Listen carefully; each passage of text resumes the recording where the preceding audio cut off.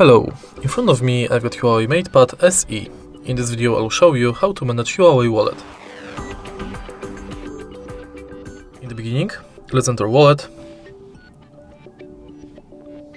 And as you can see from the homepage of this app, you can add payment cards,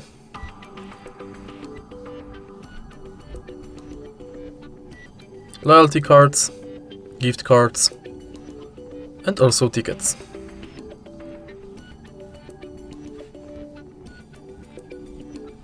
If you go to Me section, you've got access to your Huawei points, settings, help, check for updates, about, and that's basically it. This app is very simple to use, and I think no one will have problem with managing their account on Huawei Wallet. If you find this video helpful, please leave like, comment and subscribe.